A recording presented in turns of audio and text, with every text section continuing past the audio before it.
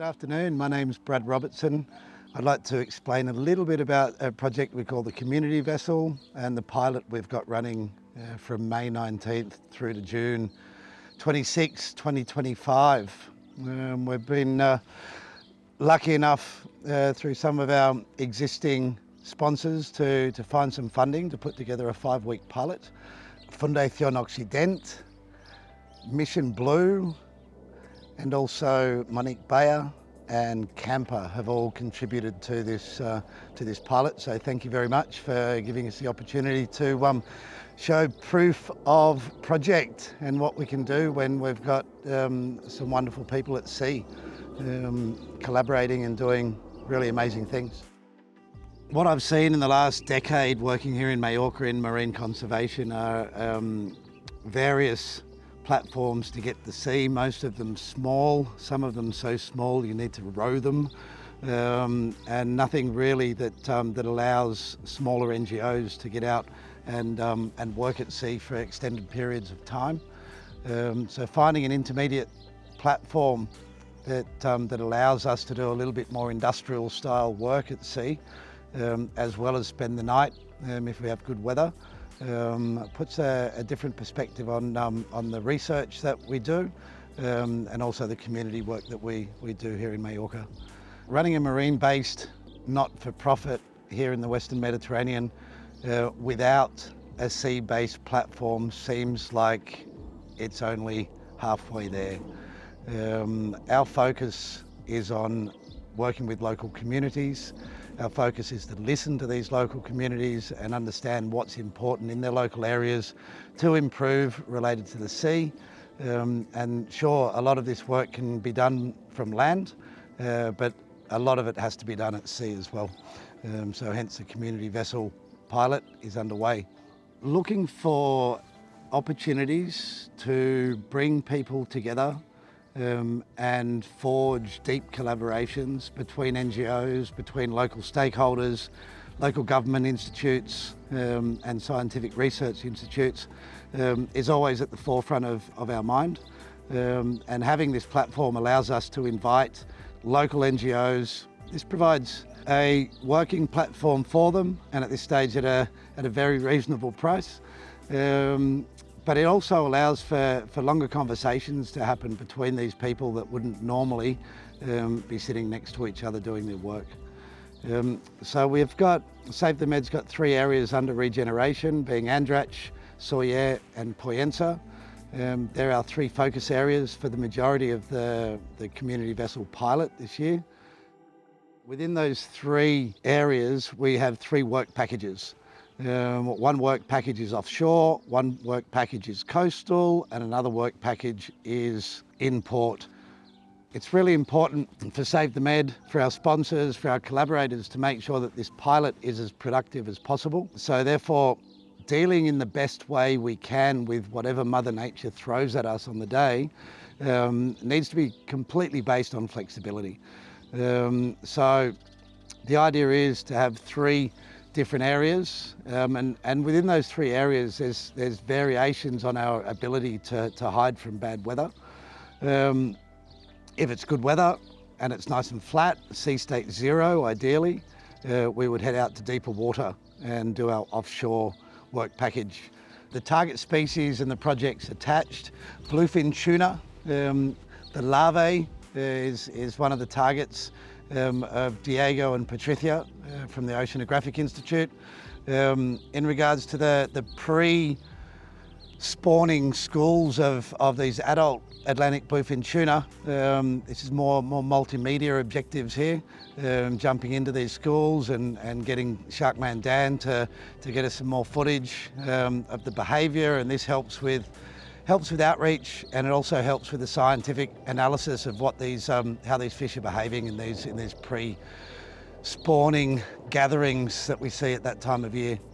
We've also got mobulas, which are the giant devil rays, and Gabrielle Moret is leading the tagging project for Save the Med Foundation. And this is a project we've been nurturing in its very early sort of infancy stages over the last few years. and now we're starting to, all the pieces are starting to fall together.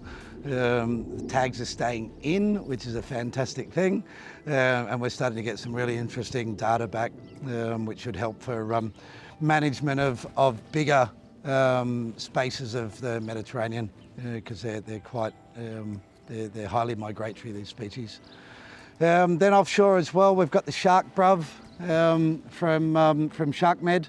Of course, we would love to film the infamous great white shark here in the Mediterranean, but at this stage, the most common species that we have found has been the blue shark. So we'll see what comes up there. We've got Nathan Robertson coming over from the mainland. Nathan's a researcher that focuses on turtles, sea turtles, puts amazing cameras on their backs and watches their behaviour and interaction with other marine creatures. Nathan's also got a camera that goes down to some crazy depth, like 1,000 metres. So maybe we're the first people in the world to film a kraken in the Mediterranean, if they even exist. But we may be putting this camera down to check out some potential illegal dumping of bluefin tuna from the bluefin tuna fisheries here. We may be dropping the camera down to see whether we can find any deep water coralligenous ecosystems. But because the data is so deficient in deep water environments here in the Balearic Islands, it's really it's a complete guess on where we put these cameras. What's going to help for us to be able to locate these schools of bluefin, the mantas, will be a light aircraft. That light aircraft we'll use for maybe 6 days out of the entire expedition. And this proved to be an absolute game changer last year. So looking forward to having some eyes in the sky. So that's work package offshore. Should the sea state not be comfortable enough to be offshore, or the weather a little bit unpredictable and we need to make sure our team is safe, we'll select from work package coastal. And this is a combination of collecting data and images, both topside and underwater. So with the work that we do at Save the Med, trying to contribute to marine protected areas, establishing new marine protected areas and improving existing marine protected areas. Collecting data as simple as human activity on the surface is really important for managers to be able to implement their policy a lot better, to understand what people are doing and how they're doing it. Then there's also the collection of data in areas outside of existing MPAs, fish stocks, benthic environments, and this will be done by some internal, some scientists on the Save the Med team, as well as some of our volunteer scientists that will join us on board. What else with the coastal? Coastal, we may, depending on how the weather is, we may combine a little bit of both, coastal and offshore.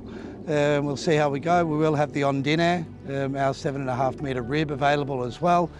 But when we are working, between 5 and 10 miles offshore, the Ondine will be alongside the Bonnie Lass, primarily as a safety vessel. But then as well, if we see something off in the distance, we can always go off and check it out. And then we have work package in port. And this is to make sure that if it's not a rest day and we can't get to sea, that we have the ability to be productive. This may include open ship, so inviting people from the community on board so we can explain to them what we do and ask them a little bit about their concerns about their local marine ecosystems. We have a really cool screen that goes between the masts. I think it's around about 5 metres long, and we can put that between the masts of the Bonnie Lass and do some screenings as well. And then the really creative one, to make sure that our scientific team are not twiddling their thumbs and not being productive, we're going to partner up with some land-based projects. And if the weather's so bad that we can't do anything in port, can't do anything on the coast and we can't get out to offshore, we will go and build some rock walls, plant some plants, or weed some huertos, who knows. But productivity will be, it should be at its highest with the 3 work packages. So we're really honoured and pleased to have the opportunity to work so closely with so many amazing NGOs and to invite them on board. I mean, it would not be a community vessel if it was just Save the Med. We've got Arels Marines, we have Alnitac, we have Marilles, we have Clean Wave, we have Palmer Aquarium Foundation, we have Observadores del Mar, Planet Tuna, the Institute of Oceanography here in Palma are going to be with us, CETHIC, and also Oceanographic from the mainland. So it's a pretty impressive list of NGOs and research institutes. Everybody very excited about the platform and the concept. Then we've got other partners like the diving centres who will help us out, the ports, not to forget Consejería of Agricultura y Pesca here in the Balearic Islands are supporting the project, Medio Ambiente and the Ayuntamientos in the 3 areas under regeneration are also supporting the project. So it's proving to be the meeting point that we want it to be. And let's see whether the pilot can deliver not only the results of the projects, but what's for me the most exciting part of these community-based projects are the unknown results that come out of bringing people together.